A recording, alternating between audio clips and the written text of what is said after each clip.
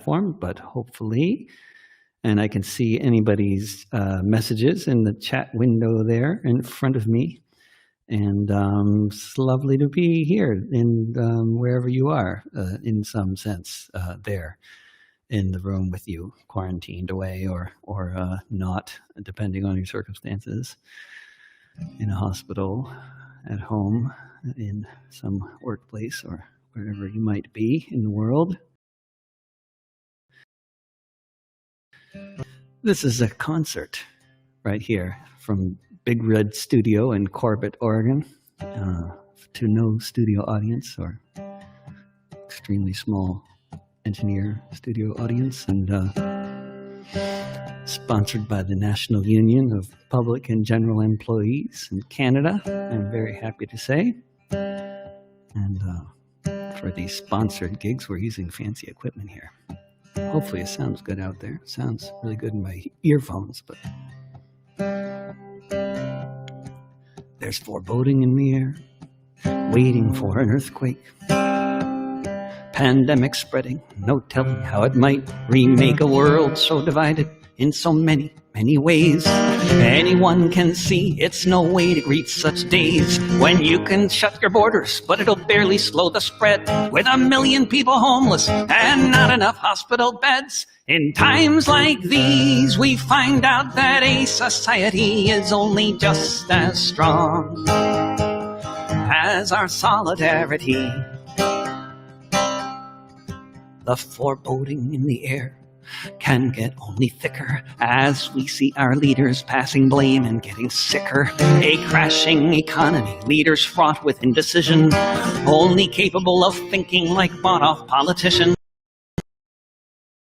Not the ones you got were broken, but hey, the president has spoken. In times like these, we find out that a society is only just as strong as our solidarity. 1 million people wake up in the morning thinking thoughts they never had till they found out they were sinking on a cruise ship full of holes where if you can't catch the breeze, there are no fences tall enough to keep out the disease. Lifting every boat or watching them all sink, ready or not, we're standing on the brink. In times like these, we find out that a society is only just as strong as our solidarity. Contain an epidemic like in Wuhan or in Seoul, or watch a catastrophe take its toll. Hide behind our gates, cowering, afraid, or organize our neighbors in mutual aid. In synchronicity, such great things can be done. A planet to lose or a world to be won. In times like these, we find out that a society is only just as strong as our solidarity. In times like these, we find out that a society is only just as strong as our solidarity. And it's I can see I see the names of Canadians on that screen. That's good, because this is a concert that is in Canada, except that I'm not there. It's sort of like when Paul Robeson sang across the border from Blaine, Washington, except I'm further from the border and I'm right in your room somewhere. And that may be a big room or a small room, or it's a room with internet access. This can be said. And this is a song, this is a concert about solidarity.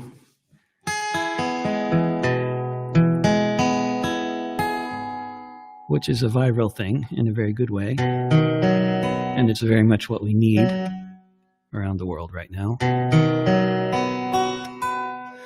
But here in the US, in some sense, you could say that compared to some other places, we maybe need more of it, because when you have a less competent government trying to, that's actually causing all kinds of problems.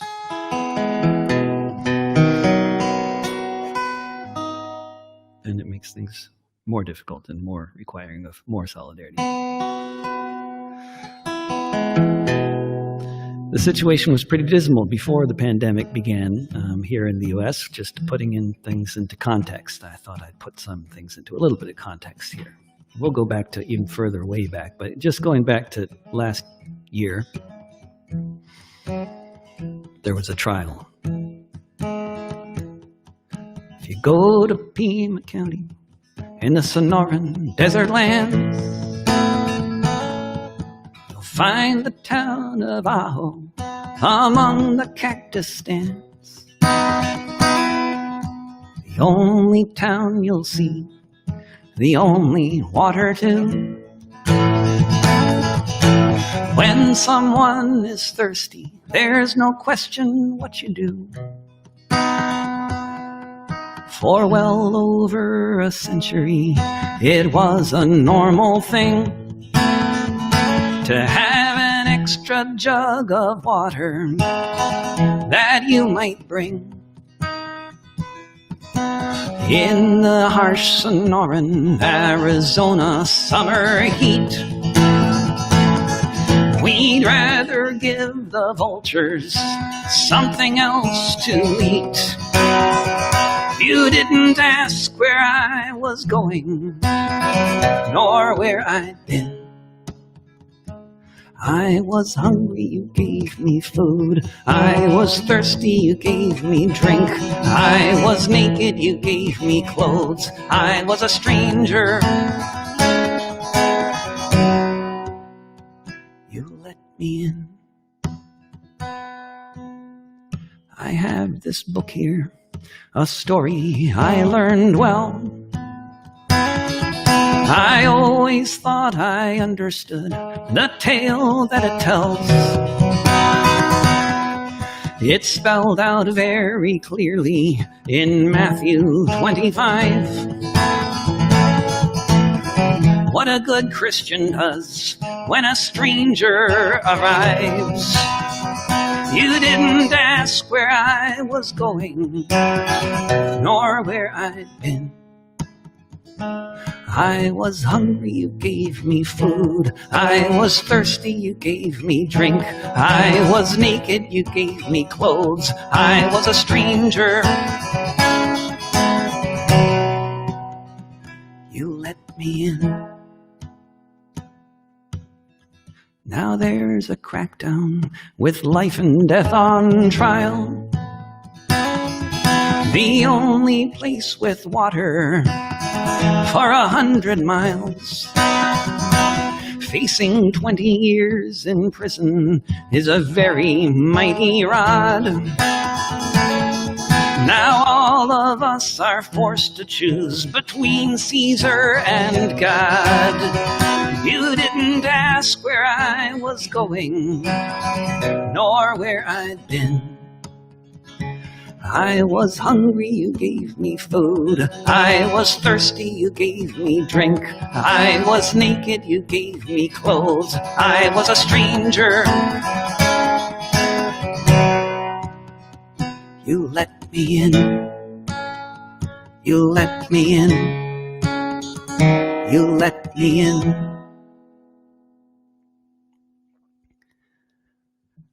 And that's...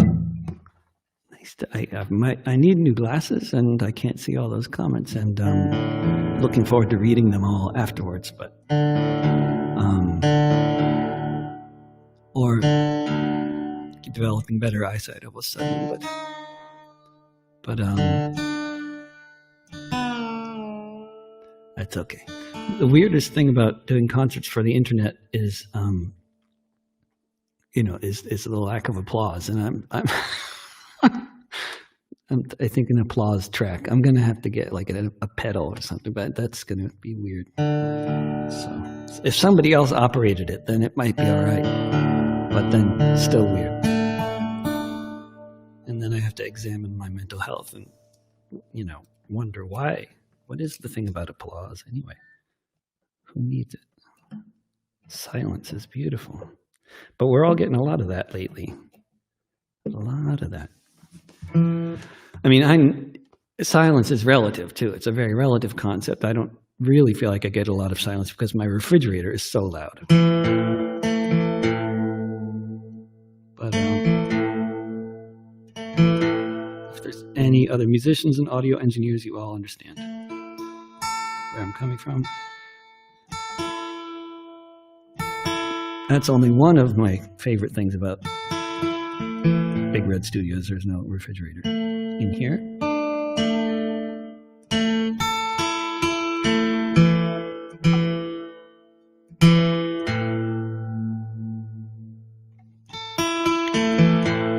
This is live, folks, in case you didn't know. And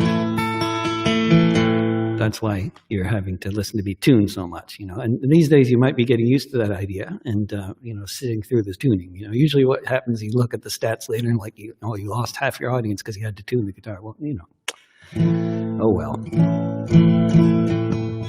This is the last time there was armed uprising in Britain. The circumstances were basically people were living really close to the bone, barely able to survive, and then suddenly all the employers at the mines in Wales cut the wages really by a lot. All of a sudden, this sudden meant like something like 30% of the population was suddenly unemployed. It was like so familiar, and they had a rebellion and now they're going to give us money, apparently, instead. 1831, the age of industry begun. For the working folk of Wales, life was short. With wages cut again, it was only sensible that then folks took over, shut down the debtors' court. The gentry pulled the wire, told their men to open fire and restore the rule of their estate. But as the night descended and the battle ended, the soldiers had all fled behind a gate. They chanted cheese and bread, and our children must be fed in the days when Wales rose against the crown. They chanted cheese and bread with a bloody loaf above their heads when the red flag flew in Merthyr town.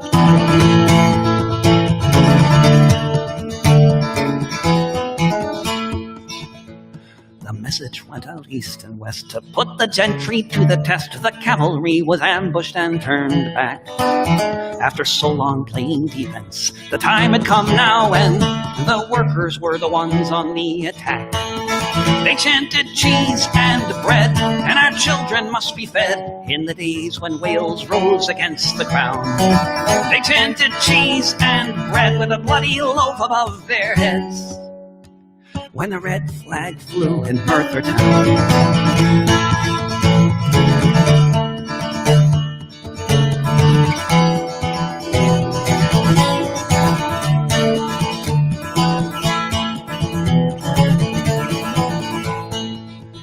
The Crown sent soldiers by the score till order was restored.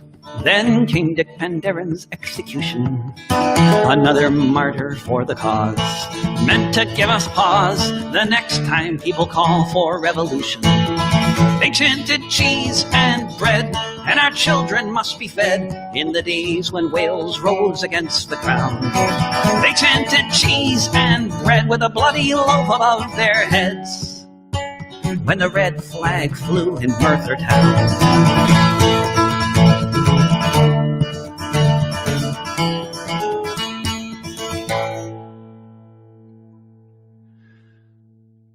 And Nicholas, can you just scroll down on that window of chat so I can see something right over there? Yeah, oh, cool. I don't know why it doesn't just do that. Maybe. Okay, perfect. Not that I can see any better, but at least I can see the names of people. I can see there are people from several different countries anyway watching, and I'll look forward to looking at those later. That's another way to lose an audience is read your chats and talk about them instead of singing songs. And I'm slowly starting to pay attention to these kinds of things because actually those statistics maybe actually make a difference. Maybe it means something. We understand the world through metadata now. As we're isolated, it's like more and more like the Matrix. Maybe I'll sing about that too. But for now, I thought I'd sing about the last time there was a really, really massive corporate bailout, which is what's happening here. And I think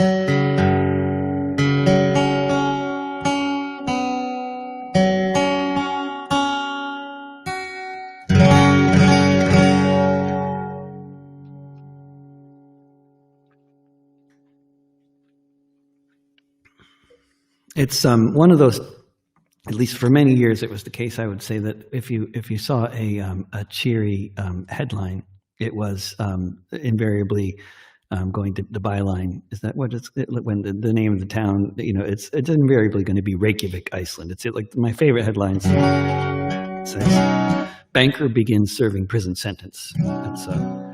There's been 40 such headlines in Iceland so far, so it's not that uncommon that you know, if you happen to look at an Icelandic news source, you know, good 40 times in the past 10 years, the headline is "Banker begins serving prison sentence."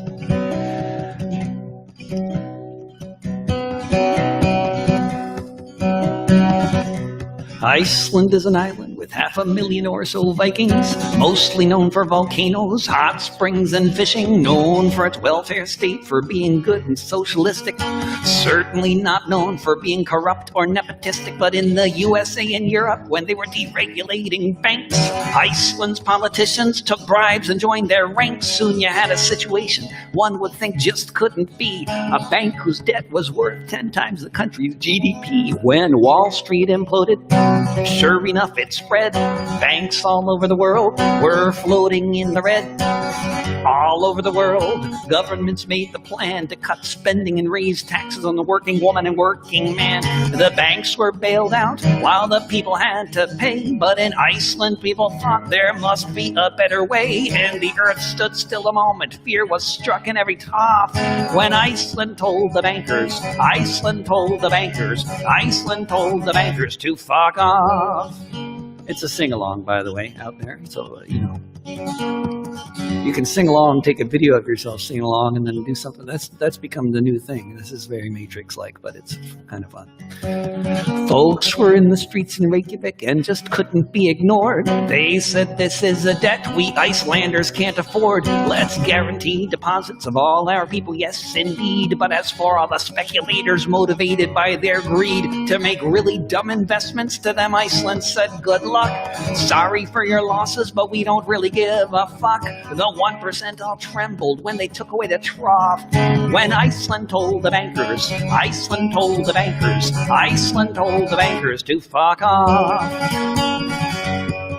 Gordon Brown called them terrorists, said, "We cannot let this stand. Who do these peacenik blondes think they are in Iceland?" They threatened isolation and economy in flames, but the Icelanders said, "Sorry, but the banks can settle their own claims, though that might be harder for them now that they're under house arrest, or else they fled the country as they were most unwelcome guests, and now Reykjavik's recovery just makes the fat cats cough, since Iceland told the bankers, Iceland told the bankers, Iceland told the bankers to fuck off."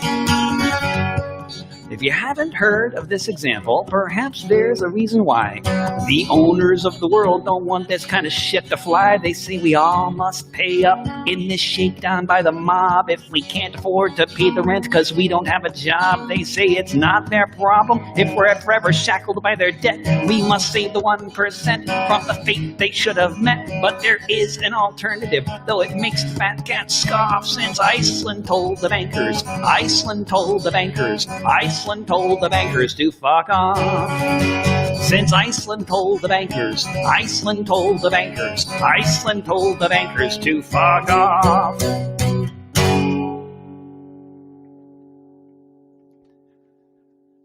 think it's been a while since the last time I was in Vancouver, British Columbia, but last time I was there,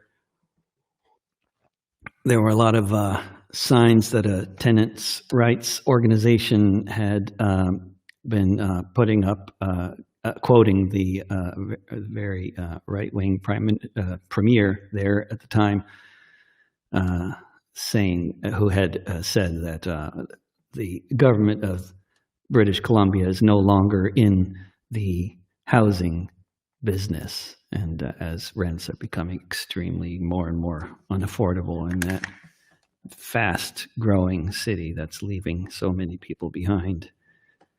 So much like this city near here, Portland, where I live. And but the epitome of this problem, of this chronic health crisis that so many of the cities of this country especially are already, it's Los Angeles.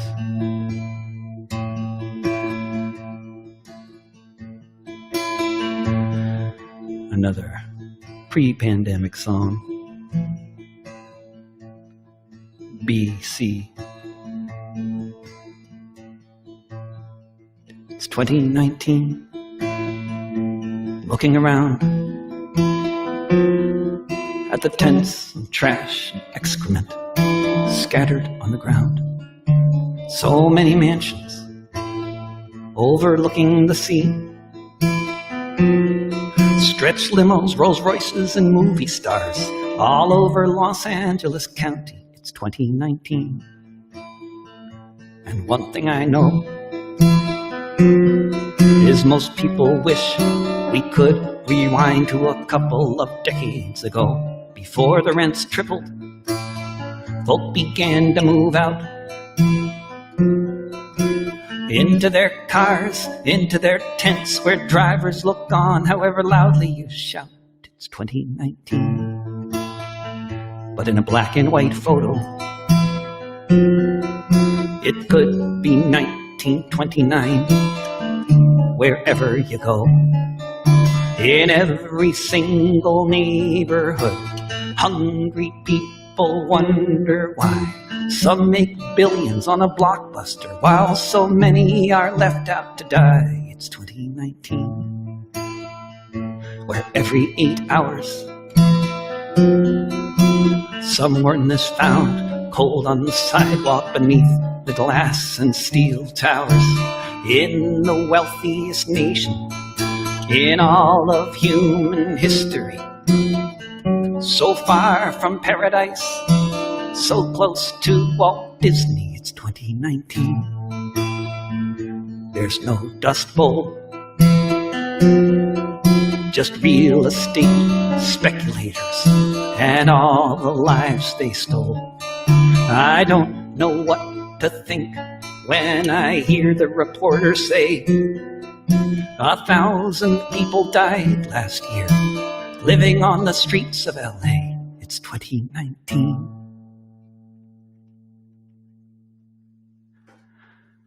So here in Portland and in it started, I believe, it's all going so fast, changing so fast. Things are happening very quickly. And but I believe it started in Montreal, somewhere up around there, and it spread to all across Canada and all across the U.S. and spreading to other countries as well.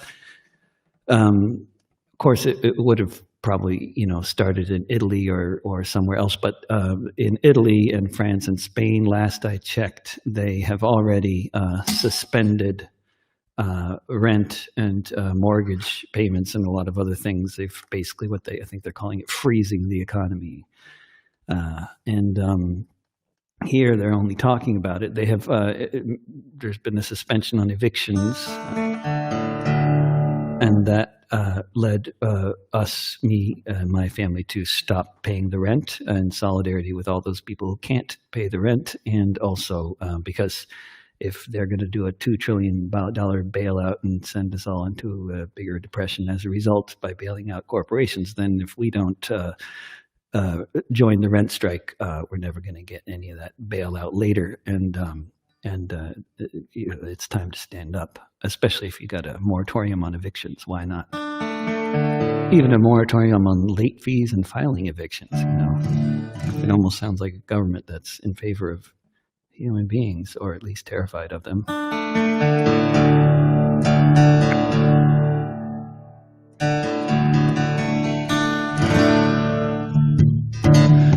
So my advice is not to pay the rent, but not to kill your landlord. And this is a song about that. It's also sometimes very difficult, even to kill your landlord if your landlord is a corporation, and you can't really, it's not really a person.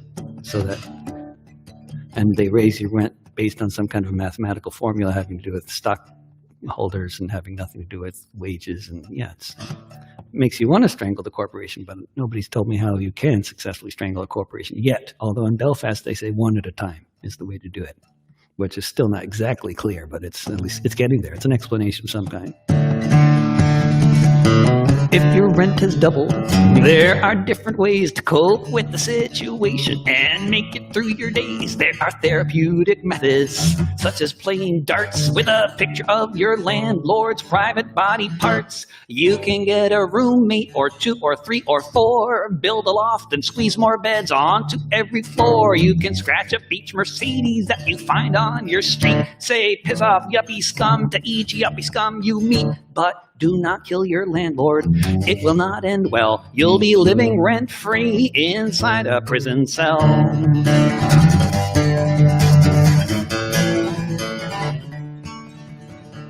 You can pay a visit very early in the morn to where your landlord lives, but don't forget the bullhorn. You can form a samba band, march up and down his road. You can play with firecrackers as you watch them explode. You can sing a song about 1848 when renters burned the mansions down and overthrew the state. You can talk about your landlord, how much you'd like to see him dead. Just make sure it remains only something that you said. Yes, do not kill your landlord. It will not end well. You'll be living rent-free inside a prison cell.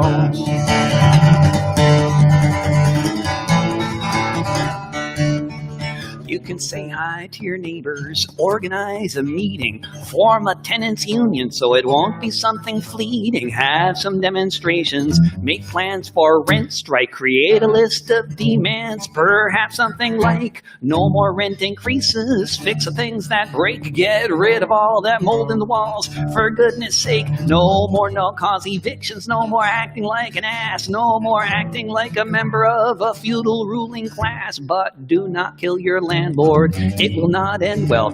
You'll be living rent-free inside a prison cell.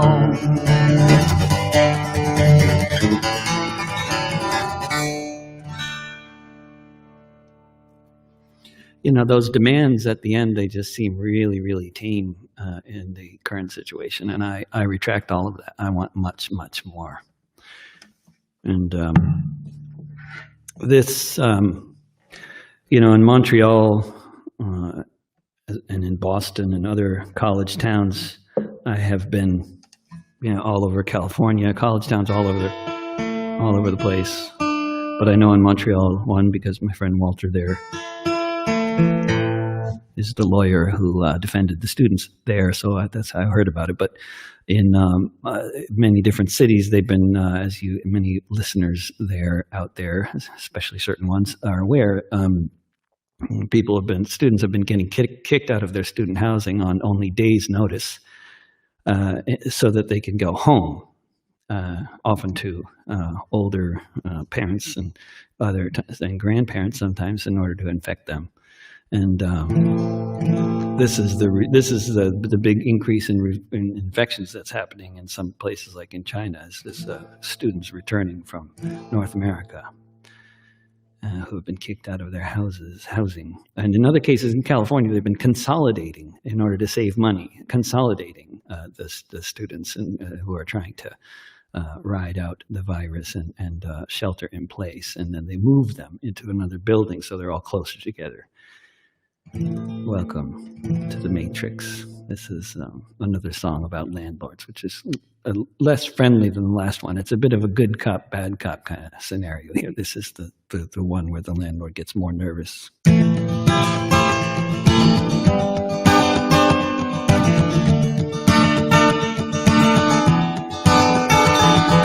Writing you this letter because among the choices it's probably better than listening to voices raging in my head saying point and shoot, and after you're dead your face meets my boot. I don't know your name, it's better that way because I can't play this game. Who knows what I'll say? I feel like I'm burning I've had it up to here, it's time that you were learning the meaning of fear. I live in these apartments that your private property among your residents. Most of us agree that you're a piece of shit. How does that make you feel? We don't like you one bit, and that's for real. We think you're a thief, that you don't care. Seems your one belief is whatever the market will bear. Whatever you can get away with, what you can make us pay. If we ever get justice, you should fear that day. Landlord. Landlord. But it's not just you, it's all your kin. The things you do cause the state we're in. You bribe the politicians so they let you off lead. Now the legal situation's just the one you need. For you to make millions, for profits to be high, but even billions won't be with you when you die. I hope you find the death you seek, meet the devil that you serve. If you live another week, that's more life than you deserve. Landlord. Landlord. In the class war you're waging, there's no question who is winning. But if there's any justice, this is only the beginning. The next act in the play will be written by the tenants, and until your dying day, you'll be paying penance. Your ass will be seized, that's a fucking given. You profiteers of misery, start spending time in prison. Then you can get a job, figure out what you do best. You can keep the house you live in, but we're taking all the rest. Landlord. Landlord. Landlord. Landlord. Yo, landlord. I didn't mention before singing that terribly angry song that my landlord actually just raised our rent. The landlord, the Randall Group, a corporation that owns buildings up and down the West Coast, dated March 25th, sent me and my family a rent increase, if you can believe that. Weeks into the shutdown, the rent increase on rent that already doubled over the course of the past decade. But getting back to the subject of solidarity, I mean, they're all songs about solidarity, but not necessarily solidarity with big, rapacious corporations. In fact, not at all. But this is the striptease segment of the program. Sometimes that goes very badly. I think. Once I had to change my pants on stage, and because I was wearing leather pants, and they offended vegans so much that I had to actually change my pants into a pink skirt, which it was a process. It was caught on film. If anybody has that film, it was in Washington, D.C., 2004. But anyway, I'm going to move back to the subject of solidarity and specifically related to Chile, as it happens in both cases, different time periods. But first one is basically about when Pablo Neruda was a very young ambassador in pre-World War II France. And the second song is more around the time that just after Neruda died.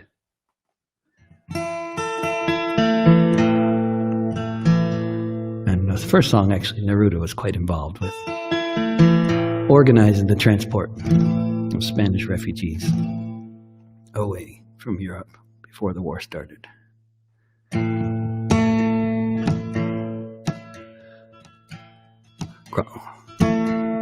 Across the ocean wide, where many ships had been, where many long remember those passengers within. All of those whose families were buried or in jail in the killing fields of Spain when the Winnipeg set sail.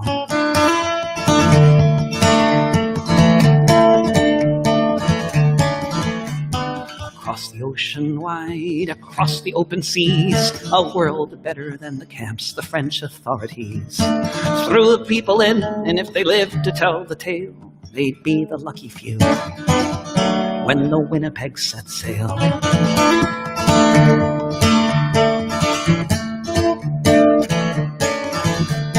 Across the ocean wide, the ship was met at bay by the throngs of people who just had to come that day. In 1939, to cheer and cry and say all hail solidarity, when the Winnipeg set sail.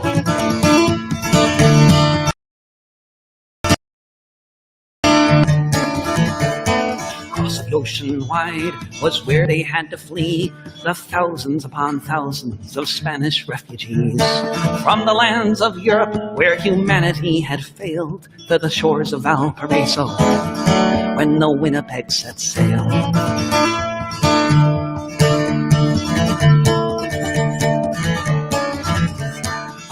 The ocean wide was where they would remain as dictatorship would rule for half a century in Spain.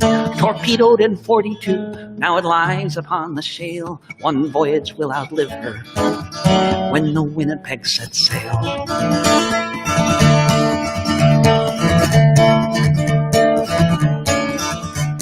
Across the ocean wide.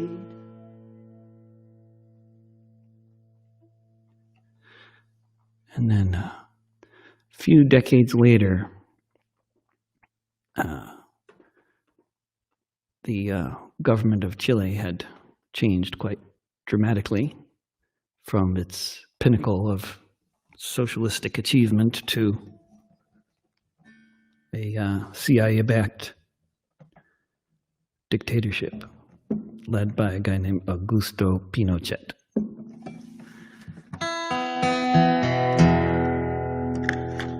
And in the fall of 1973, it was all over the televisions, all over the world. And some of those people who were watching TV at the time worked at a Rolls-Royce factory in Scotland. Jet fighters bombed the palace. We all watched it on TV. The 11th of September. 1973. All across the world, people cried in vain as we heard stories of the students being tortured and slain.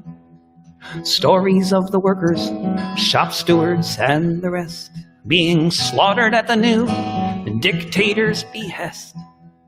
Labor groups condemned it, said we were on the workers' side, including all the engineers of East Kilbride. People organized a boycott of General Pinochet, who had overthrown Allende with a Hawker Hunter jet. Then a few months later, March of '74, Bob Fulton came to work at the Rolls-Royce factory floor. He looked at the orders that had come in that day and found crates with jet engines from Chile. Jet engines from the Air Force across the ocean wide, sent to be repaired in East Kilbride. It didn't take a minute for Fulton and his mates to come to the decision they would not touch these crates. Soon 4,000 Rolls-Royce workers voted they agreed to stand with the Chileans in their hour of need. Management decried them. The Tories screamed and cussed, but the Hawker Hunter engines were left to sit and rust. Nowhere else on earth were workers qualified to repair the engines sitting there in East Kilbride. It's often hard to know if you've changed anything a whit, but decades later a Chilean general would admit, for a time in Santiago there were no fighters in the sky, because the whole Chilean Air Force had not one jet that could fly. They may not have changed the world, this group of union engineers, but these crates of metal sat corroding for 4 years. So here's to British labor, how for 4 years it tried to do what could be done from East Kilbride. Jet fighters bombed the palace, we all watched it on TV, the 11th of September, 1973.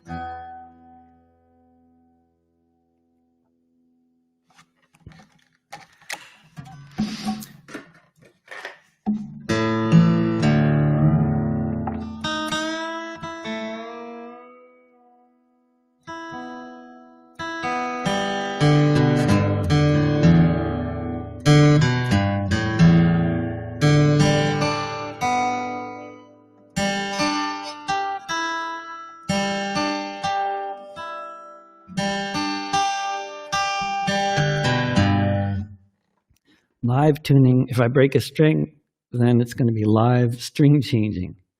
Very exciting. That is really nothing to miss.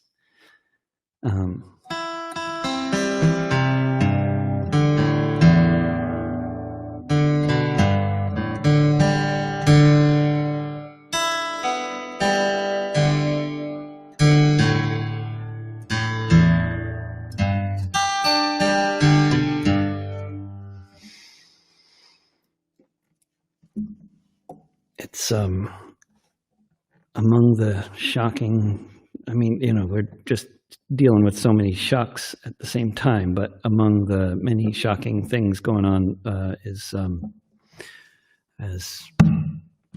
prisoners at Rikers Island in New York are being paid $6 an hour to dig mass graves. And they are being given protective equipment, which won't help them when they go back to the prison because they're quite likely they're digging their own mass graves,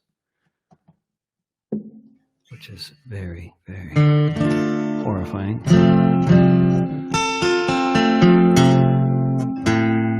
And then in the hospitals, I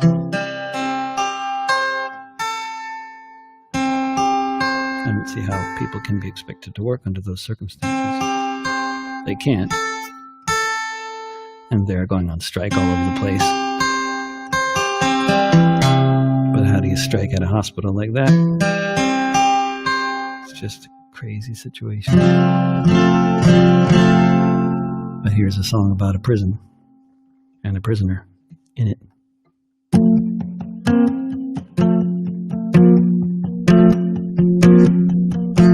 Behind these prison walls, there's a man who's won awards for the work that he has done and all that it affords, such as the knowledge of the harbors committed in our name. They can't stop the message, so the messenger gets blamed. Behind these prison walls, in solitary confinement, in a land of rolling hills and royalty and other such refinement, is someone who is a hero to whistleblowers everywhere, who helped them tell the world of the crimes of Tony Blair. Behind these prison walls, you will find a mortal man. The reason why we know what happened in Afghanistan, when the soldiers of the empire, whose sons set long before, were torturing civilians in their terror war. Behind these prison walls is a part of WikiLeaks, an eloquent orator, but you won't hear him speak. Locked away in silence, one who knows too well how those in power act when there's another war to sell. Behind these prison walls is one who stands accused of exactly what offenses the U.S. has refused to say precisely which, or to try to clear the mist, or to explain how he's not the same as the other journalists. behind these prison walls is a person they've deprived of most of the things in life that keep us all alive. A person being tortured as we stand here now for revealing the war crimes. Why, when, where, how? Behind these prison walls, our very right to be informed of what the hell is going on is the teacup in this storm. With knowledge there is power, so the solution by the crown, a 24-hour-a-day indefinite lockdown behind these prison walls.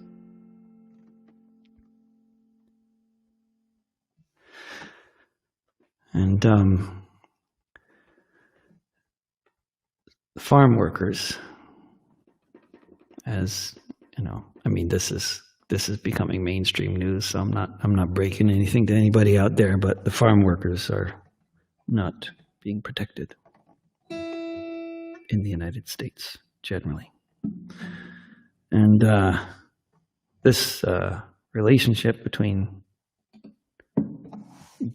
undocumented farm workers and employers taking advantage of their undocumented status goes back a very long time. The state that I'm in was actually founded as a white homeland.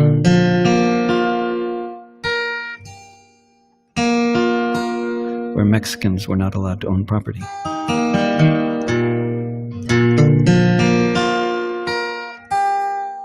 Along with other people of color. But they were all specifically defined in because white Mexicans were allowed to own property. There's a definition. The Oregon Constitution. Which kind of Mexican could own property?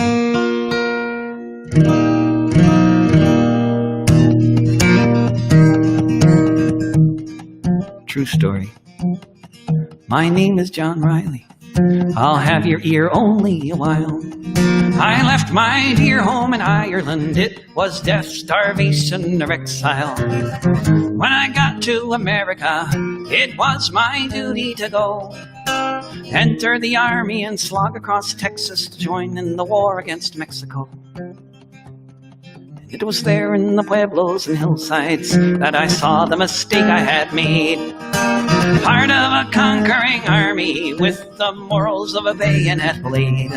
So in the midst of these poor dying Catholics, screaming children, the burning stench of it all, myself and 200 Irishmen decided to rise to the call. From Dublin City to San Diego, we witnessed freedom denied. So we formed the St. Patrick Battalion, and we fought on the Mexican side. We formed the St. Patrick Battalion, and we fought on the Mexican side. We marched neath the green flag of St. Patrick, emblazoned with Erin go Bragh, bright with the harp and the shamrock, and the Libertad para Republica.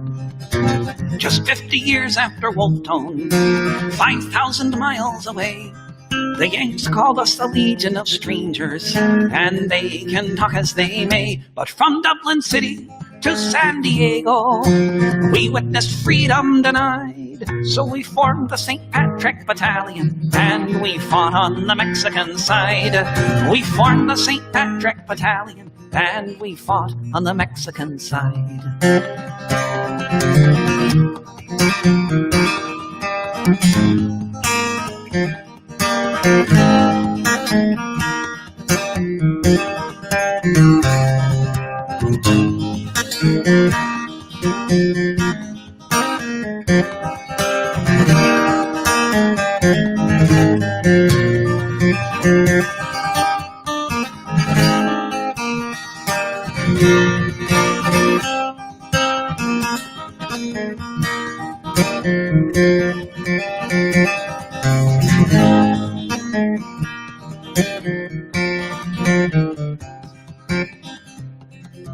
fought them in 5 major battles. Churubusco was the last. Overwhelmed by the cannons from Boston, we fell after each mortar blast. Most of us died on that hillside in the service of the Mexican state. So far from our occupied homeland, we were heroes and victims of fate. From Dublin City to San Diego, we witnessed freedom denied. So we formed the St. Patrick Battalion and we fought on the Mexican side. From Dublin City to San Diego, we witnessed freedom denied. So we formed the St. Patrick Battalion and we fought on the Mexican side. We formed the St. Patrick Battalion and we fought on the Mexican side.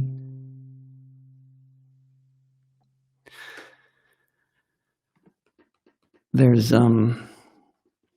are really, we don't know. I guess I certainly don't. But it seems I'm constantly listening to all kinds of news and interviews, and we don't know a lot about this pandemic.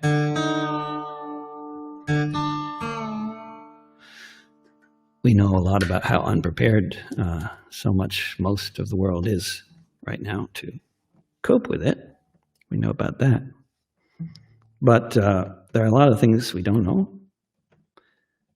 Most importantly, how to vaccinate ourselves. But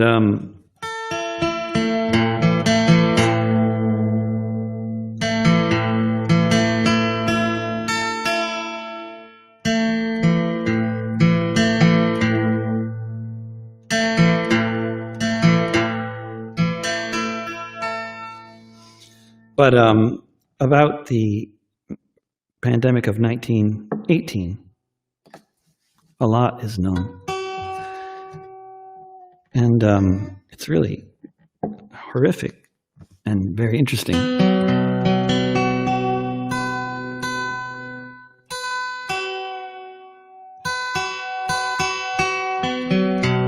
It bears a lot of resemblance to this one, the way it behaved, apparently. And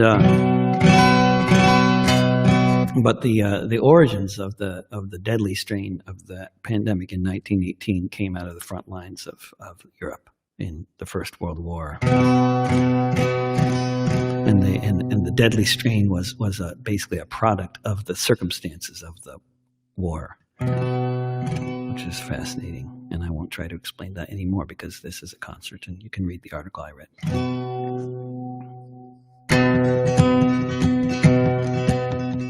World War was raging like the earth had never seen. A whole generation lined up in trenches with killing machines. But aside from a few islands and some mountain peaks, the pandemic killed more people in just 24 weeks. No one knows where it began. Speculation's gone on for years. The trenches of Europe is where the deadly strain appears. From packed trains and hospitals around the globe, it spread the war strain of the virus that left so many dead.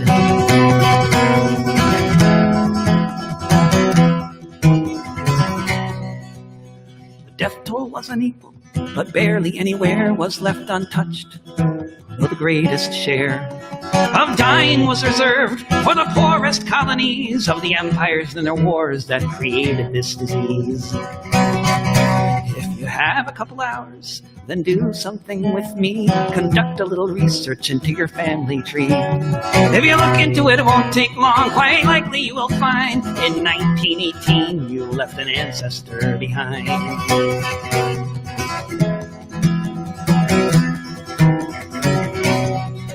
The pandemic knew no borders. It went from the front lines, which had increased its deadliness as if by design. It circled the whole planet, so many people died. They dug mass graves everywhere, put your relatives inside. A world war was raging like the earth had never seen. Whole generations lined up, killing machines. But aside from a few islands and some mountain peaks, the pandemic killed more people in just 24 weeks.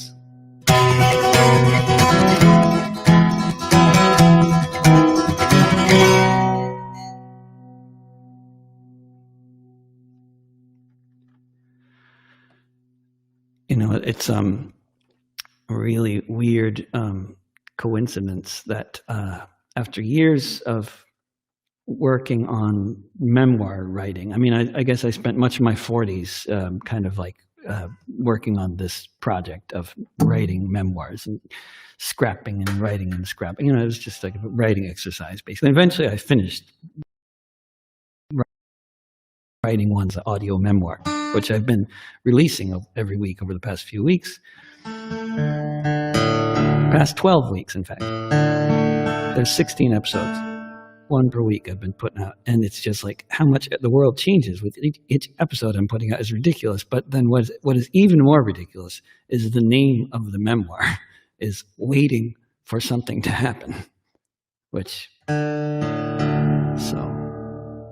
it might be my fault. Tempting fate with a name like that.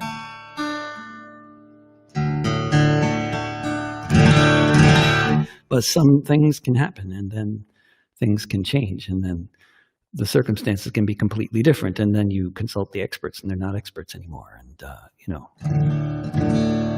that's where we're at. Whatever you thought was a progressive idea yesterday is now conservative. And a lot of people are dying.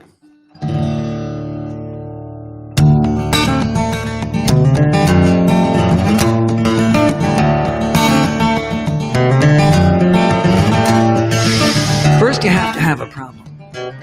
That part isn't hard. The second step is everybody realizing they're like you. They're holding the same card. Step 3 is finding there's a tactic when everyone believes it could be true. That if all the people work collectively, there just might be something we can do. And everything can change. So quick. Congressmen and businessmen and TV sets will try hard to make sure it isn't so. You don't have a problem. And if you do, it's not the same problem. If it is, there's just nowhere you can go. But it's happened many times. The history is rich, though we easily forget how a meme can take hold and grab you, how it can spread out like a net, and everything can change. So quick.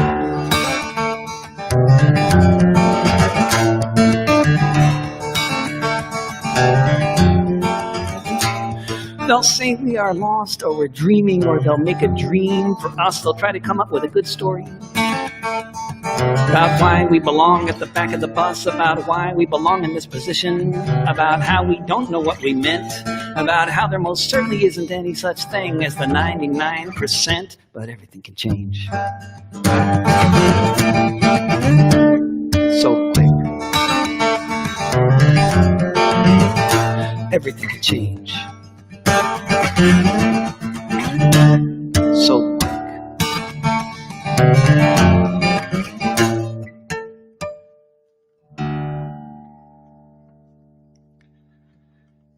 Well, I think I will do one more song, and thank you all so much for listening, and thanks so much to the National Union of Public and General Employees for sponsoring this concert, which has been really fun, particularly since I'm in a really nice recording studio with wonderful engineer named Billy Oskey, and they're on the other side of the very safe glass wall. If you want to make a recording, if you're a musician and you're not totally broke or whatever, and this studio is like very good for the virus, because I'm alone in this room and you can't see the rest of the room, but it's like the room part you see. And plus, there's plenty of time between sessions. Okay.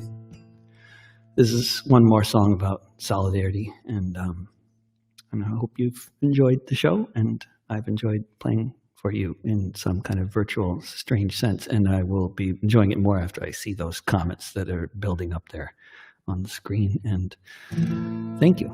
And this is another, I said that already.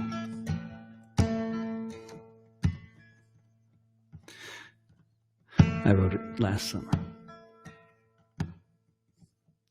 If I could live to see the day, say 80 years from now, if I could live to be an old man, I sure hope to be hearing how today was the beginning of an historic victory. I didn't come in vain to this beach in Normandy. I wonder, will this be the day when the tide began to turn? When our leaders all around the world all began to learn that hatred, fear, and nationalism won't bring us liberty. Think all that from this beach in Normandy.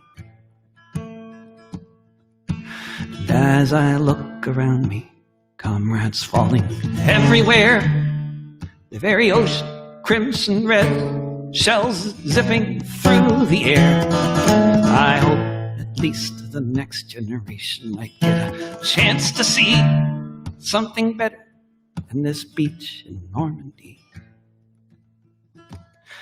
Yes, if I weren't full of bullet holes, about to breathe my last, propellers roaring above me as the planes are flying past, I might not be so worried about the future of humanity if I weren't bleeding out on this beach in Normandy.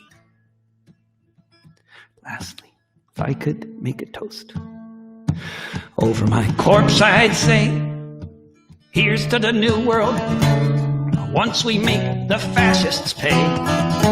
Here's to a world where all peoples live in solidarity.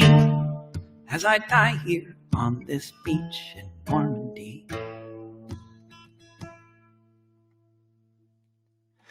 No, I can't leave you with that song. That's too depressing. I have to leave you with a song about liberation. We'll stick with the same period.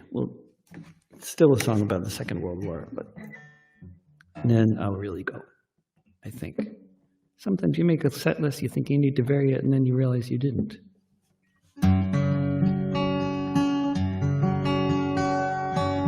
This is a song about my friend Katerina's grandmother, who was also named Katerina.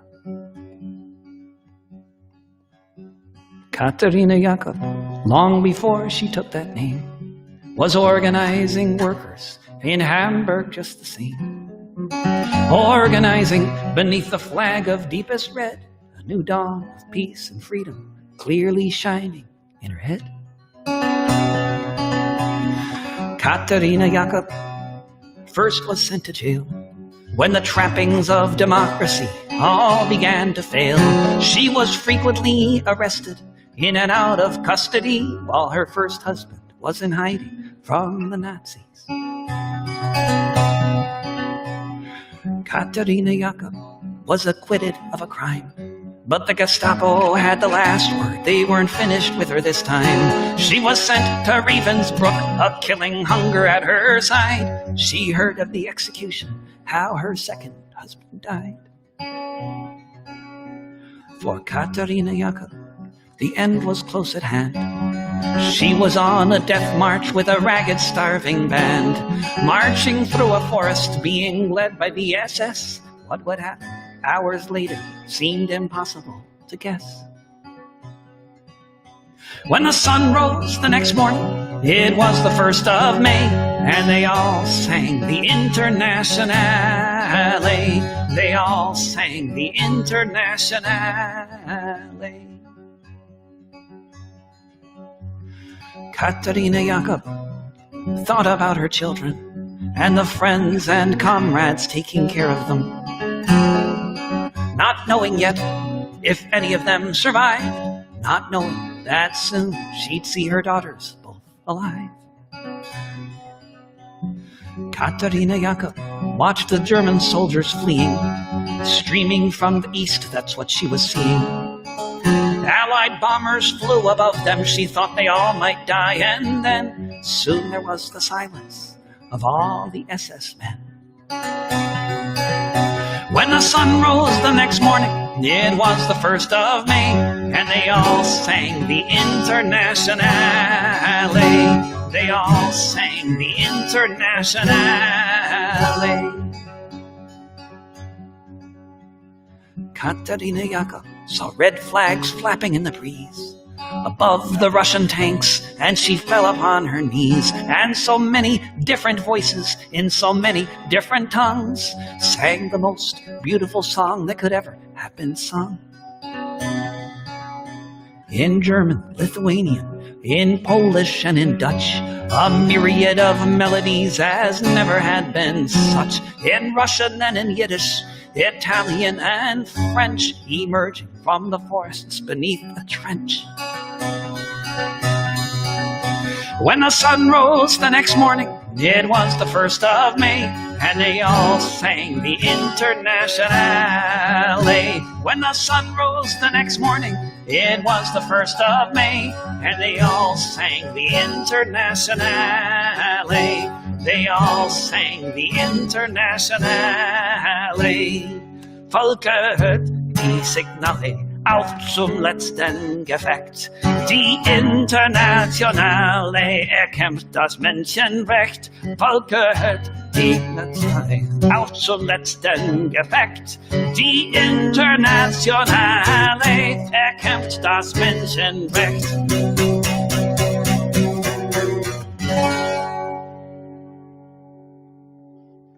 And if there are any actual German listeners there, I'm sorry for butchering that last part, but thank you very much for listening, and I will see you soon on the internet, and stay safe and do not pay your rent, and I'll see you soon.